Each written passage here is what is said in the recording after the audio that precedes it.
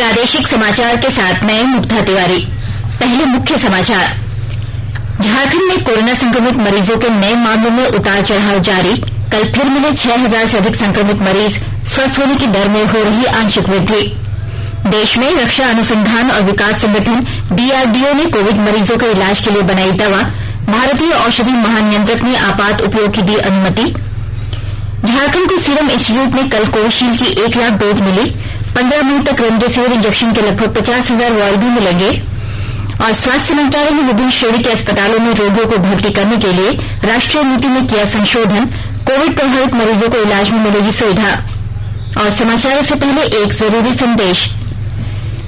Covid मरीजों की संख्या लगातार बढ़ रही है। श्रोताओं से अपील है कि कोई भी कोताही न बरतें। सुरक्षा के सभी उपायों का पालन करें और 18 वर्ष से अधिक आयु के सभी लोग निसंकोच टीका लगवाएं। 18 से 44 वर्ष के आयु वर्ग के लोगों का टीकाकरण 1 मई से शुरू हो गया है। 3 आसान उपायों का पालन करें और सुरक्षित रहें।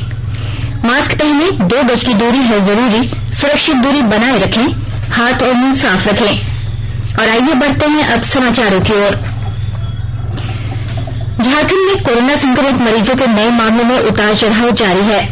कल एक बार फिर 6000 से अधिक मामले आए। हालांकि स्वस्थ होने के आंकड़ों में वृद्धि भी देखी जा रही है। कल 5953 मरीज स्वस्थ हुए। हालांकि राज्य में कोरोना संक्रमण से हो रही मौत के आंकड़े कम नहीं हो रहे हैं। प्रतिदिन 100 से अधिक मौतें हो रही हैं।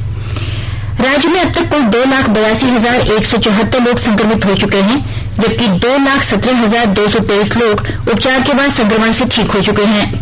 वहीं अब 61,195 लोग इलाजरत हैं। कल सबसे अधिक पूर्वी सिंहभूम में 1,025 मामले, रांची जिले में 836 मामले, बोकारो से 729, पलामू से 433, चतरा से 194, देवघर से 189, धनबाद से 172, दुमका से 33, गढ़वा से 170, गिरिडीह से 259, गोड्डा से 61, गुमला से 67, हजारीबाग से 271, जामताड़ा से 110, खूंटी से 185, कोडरमा से 197, लातेहार से 135, लोहरदगा से 172, पाकुड़ से 63, रामगढ़ से 224, साहिबगंज से 57, सरायकेला से 84, सिमडेगा से 103 और पश्चिमी सिंहभूम से 251 संक्रमित मरीजों की पुष्टि हुई। देश में रक्षा अनुसंधान और विकास संगठन DRDO ने कोरोना संक्रमित लोगों के लिए दवाई बनाई है। भारतीय औषध महानियंत्रक ने मध्यम से गंभीर कोविड रोगी के उपचार के लिए इस 2-डिऑक्सी-डी-ग्लूकोज दवा के आपात उपयोग की अनुमति दे दी है। यह दवा पाउडर के रूप में उपलब्ध है, जिसे पानी में घोलकर पीना होगा। पेट में यह दवा संक्रमित कोशिकाओं के साथ मिल जाती है और वायरस को बढ़ने से रोकती है तथा प्रतिरोधी क्षमता बढ़ाती है। इस दवाई को DRDO प्रयोगशाला institute of nuclear medicine and allied sciences ने डॉ. रेड्डीज लैबोरेटरीज के सहयोग से तैयार किया है। इसके क्लिनिकल परीक्षण के परिणामों से पता चलता है कि अस्पताल में भर्ती मरीजों को तेजी से स्वस्थ करती है और ऑक्सीजन आपूर्ति पर निर्भरता घटाती है। भारत में अब तक 16 करोड़ 92 लाख लोगों को कोविड टीके लगाए जा चुके हैं। इसमें 95,39,000 स्वास्थ्य कर्मियों को पहली डोज और 64 लाख से अधिक स्वास्थ्य कर्मियों को दूसरी डोज शामिल है। 1 करोड़ 39 लाख से अधिक अग्रिम पंक्ति के कार्यकर्ताओं ने वैक्सीन की पहली डोज और 77 लाख से अधिक ने दूसरी डोज ली है। केंद्रीय स्वास्थ्य मंत्रालय ने बताया कि कल 18,93,000 से अधिक लोगों को कोविड वैक्सीन लगाई गई। मंत्रालय ने कहा कि कल 18 वर्ष से 44 वर्ष आयु वर्ग के 2,86,800 लोगों को कोविड वैक्सीन की पहली डोज दी गई। अब तक इस आयु वर्ग के 17,76,000 लोगों को कोविड टीका लगाया जा चुका है। इधर झारखंड में कल तक 32,96,240 लोगों को कोरोना से बचाव की वैक्सीन लगाई जा चुकी है। इसमें 27,21,486 लोगों को पहली डोज और 5,74,774 लोगों को कोविड की दूसरी डोज लगाई गई है। केंद्र सरकार ने पूरे देश में 16 मई तक रेमडेसिविर इंजेक्शन के वितरण किए जाने की पूरी जानकारी राज्यों को उपलब्ध कराई है। 21 अप्रैल से 16 मई के बीच में झारखंड को कोरोना मरीजों के इलाज के लिए रेमडेसिविर इंजेक्शन के 79,000 वॉयल मिलेंगे। केंद्र से झारखंड को अब तक 29,000 से अधिक इंजेक्शन मिल चुके हैं, जो विभिन्न अस्पतालों को वितरित भी किया जा चुका है। 16 मई तक शेष 50,000 इंजेक्शन राज्यों को प्राप्त हो जाएंगे। हालांकि झारखंड ने 1 लाख इंजेक्शन की खरीद का भी प्रस्ताव तैयार किया है। वहीं केंद्र ने रेमडेसिविर की समय पर आपूर्ति सुनिश्चित हो, इसके लिए व्यापक रूप से विपणन नीति तैयार की है और सभी दवा कंपनियों को कहा गया है कि वे समय पर आपूर्ति सभी केंद्र शासित प्रदेशों व राज्यों को करे। स्वास्थ्य मंत्रालय ने कहा है कि सभी राज्यों को 16 मई तक 53 लाख रेमडेसिविर इंजेक्शन की आपूर्ति कर दी जाएगी। कोरोना संक्रमण से सबसे अधिक प्रभावित राज्य महाराष्ट्र को 11,57,000, कर्नाटक को 5,75,000 और दिल्ली को 2,30,000 से अधिक इंजेक्शन उपलब्ध कराया जाएगा। झारखंड को सीरम इंस्टीट्यूट से कोविशील्ड की 1 लाख डोज कल आवंटित की गई। इससे पहले भारत बायोटेक से 1,34,000 कोवैक्सीन की डोज झारखंड को मिल चुकी है। इससे 18 से 44 वर्ष के लोगों के लिए कुल 2,34,000 डोज वैक्सीन उपलब्ध हो गई है। हालांकि राज्य सरकार ने अभी तक 18 वर्ष से अधिक आयु वर्ग के लोगों का टीकाकरण शुरू होने की तिथि की घोषणा नहीं की है, जबकि कृषि मंत्री बादल पत्रलेख ने 15 मई से ऐसे लोगों को टीका लगाने के संकेत दिए हैं। आकाशवाणी के ताजा तरीन समाचारों के लिए आप हमारी वेबसाइट newsonair.com पर लॉग ऑन कर सकते हैं। ताजा समाचार ट्विटर हैंडल @AIRNewsAlerts और Facebook page all India radio news पर भी उपलब्ध है। आप प्रादेशिक समाचार एकांश के ट्विटर हैंडल @AIRNews_रांची और फेसबुक पेज तथा YouTube channel AIR news Ranchi पर भी हमारे बुलेटिन सुन सकते हैं। प्रादेशिक समाचार आप आकाशवाणी रांची से सुन रहे हैं और अब पेश है कोरोना से बचाव के कुछ संदेश। कोविड-19 से बचाव और सुरक्षित रहने के 3 उपाय। मास्क लगाएं, 2 गज दूरी है जरूरी, सुरक्षित दूरी रखें, हाथ और मुंह साफ रखें।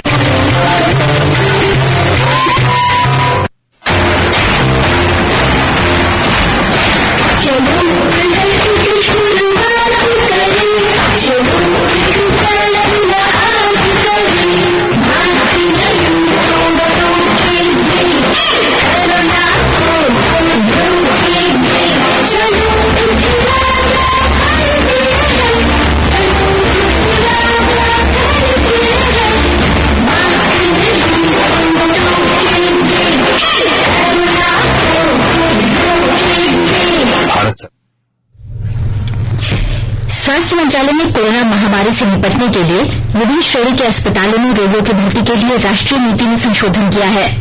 इसका उद्देश्य कोविड-19 से प्रभावित मरीजों को तुरंत, प्रभावी और समग्र इलाज उपलब्ध कराना है। सभी राज्यों और केंद्र शासित प्रदेशों को जारी किए गए निर्देशों में कहा गया है कि कोविड अस्पताल में भर्ती के लिए रोगी की कोविड-19 जांच पॉजिटिव होना अनिवार्य नहीं है।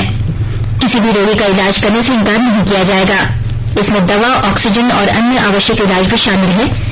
ये दिशा निर्देश दूसरे शहर के मरीजों के लिए भी होंगे। अस्पताल में भर्ती पूरी तरह से आवश्यकता पर आधारित होगी। यह भी सुनिश्चित किया जाएगा कि कोई भी व्यक्ति बिना जरूरत के अस्पताल में भर्ती नहीं हो। इसके अलावा अस्पताल से मरीजों की छुट्टी संशोधित नीति के अनुसार ही होगी। मुख्यमंत्री हेमंत सोरेन कल से संथाल परगना प्रमंडल और पलामू प्रमंडल के सांसदों और विधायकों के साथ वीडियो कॉन्फ्रेंसिंग के जरिए कोविड की स्थिति पर समीक्षा करेंगे। वहीं 11 मई को उत्तरी छोटानागपुर प्रमंडल एवं दक्षिणी छोटानागपुर प्रमंडल एवं कोल्हान प्रमंडल के सभी सांसदों और विधायकों के साथ वीडियो कॉन्फ्रेंसिंग के माध्यम से कोविड महामारी की स्थिति के संबंध में बैठक करेंगे। कोडरमा जिले में कोरोना संक्रमण की रफ्तार में थोड़ी कमी आई है। पिछले 3-4 दिनों में नए पॉजिटिव मामलों की संख्या औसतन घट रही है। विस्तृत जानकारी दे रहे हैं हमारे कोडरमा संवाददाता। कोडरमा जिले में कोरोना संक्रमण के मामले में लगातार कमी देखी जा रही है। पिछले 3-4 दिनों से लगातार पॉजिटिव मामलों के आंकड़े में गिरावट देखी जा रही है। ये राहत के संकेत है।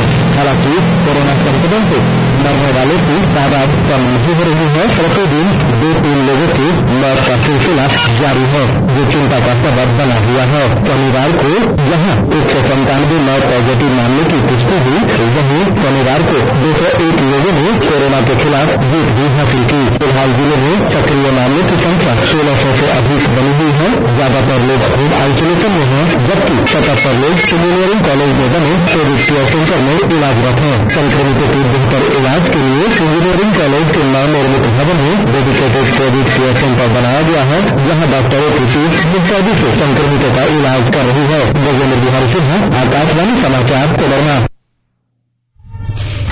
कोरोना महामारी की रोकथाम और बचाव के लिए राज्य के सबसे बड़े अस्पताल रिम्स में काम करने के लिए 4 झारखंड प्रशासनिक सेवा अफसरों की प्रतिनियुक्ति की गई है।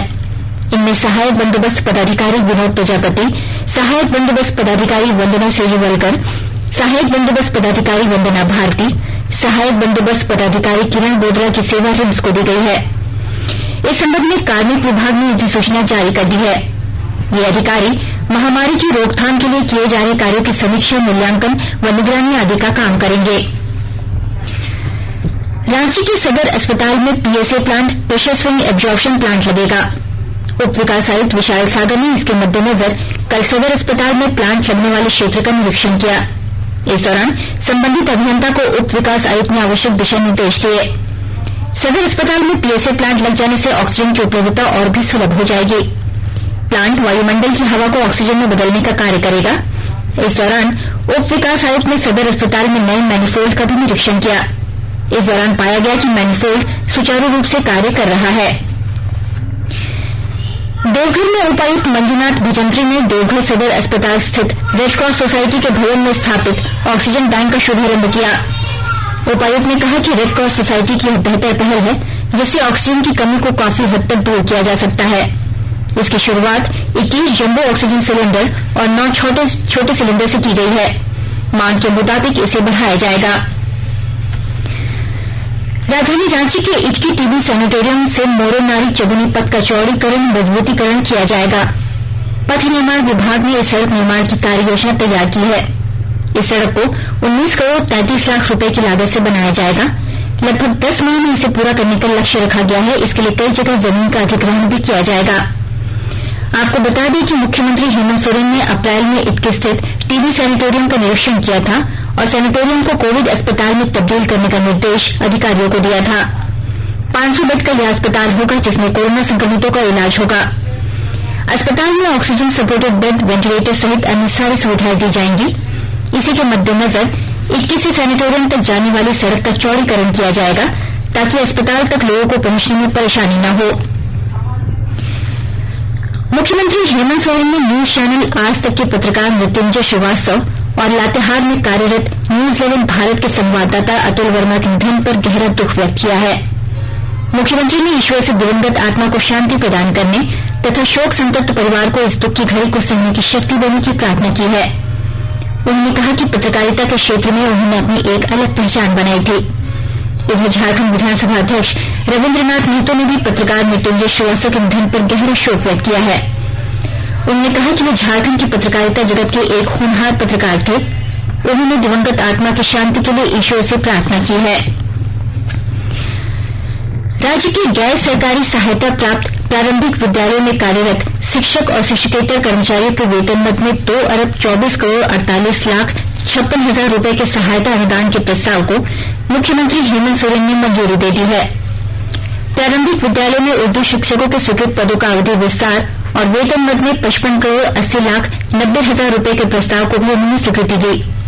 यह सहायता अनुदान वित्त वर्ष 2021-22 के लिए है। और आइए अब सुनते हैं अखबारों की सुर्खियां। राज्य से प्रकाशित लगभग सभी अखबारों ने देश में ऑक्सीजन आपूर्ति के लिए सुप्रीम कोर्ट की ओर से टास्क फोर्स गठित करने की खबर को प्राथमिकता के साथ प्रकाशित किया है। इसके अलावा हिन्दुस्तान ने रांची में ऑक्सीजन कंसंट्रेटर पहुंचने की खबर को पहले पेज पर जगह दी है। दैनिक भास्कर ने उत्तर प्रदेश के गांवों में ग्रामीणों के बीमार पड़ने और इलाज की दयनीय स्थिति पर खबर पहले पेज पर प्रकाशित की है। दैनिक जागरण ने लिखा है, कोरोना को हराएगी डीआरडीओ की नई दवा, इस्तेमाल को मिली मंजूरी। प्रभात खबर ने राज्य में अब तक 17 पत्रकारों की मौत होने की खबर को प्राथमिकता के साथ प्रकाशित किया है। अंग्रेजी दैनिक टाइम्स ऑफ इंडिया ने ऑक्सीजन आपूर्ति को लेकर टास्क फोर्स गठित किए जाने की खबर को पहली सुर्खी बनाया है, जबकि हिन्दुस्तान टाइम्स ने दिल्ली में सभी को वैक्सीन लगाने के लिए 26 मिलियन वैक्सीन की जरूरत से जुड़ी खबर को पहली खबर बनाया है। अंत में मुख्य समाचार एक बार फिर। झारखंड में कोरोना संक्रमित मरीजों के नए मामलों में उतार चढ़ाव जारी। कल फिर मिले 6,000 से अधिक संक्रमित मरीज। स्वस्थ होने की दर में हो रही आंशिक वृद्धि। देश में रक्षा अनुसंधान और विकास संगठन डीआरडीओ ने कोविड मरीजों के इलाज के लिए बनाई दवा। भारतीय औषधि महानियंत्रक ने आपात उपयोग की दी अनुमति। झारखंड को सीरम इंस्टीट्यूट ने कल कोविशील्ड की 1 लाख डोज मिली। 15 मई तक रेमडेसिविर इंजेक्शन के लगभग 50,000 वॉयल भी मिलेंगे। और स्वास्थ्य मंत्रालय ने विभिन्न श्रेणी के अस्पतालों में रोगियों को भर्ती करने के लिए राष्ट्रीय नीति में किया संशोधन। कोविड प्रभावित मरीजों को इलाज में मिलेगी सुविधा। इसके साथ ही आकाशवाणी रांची से प्रादेशिक समाचार का ये बुलेटिन समाप्त हुआ। नमस्कार। घर में रहिए, सुरक्षित रहिए और सुनते रहिए आकाशवाणी।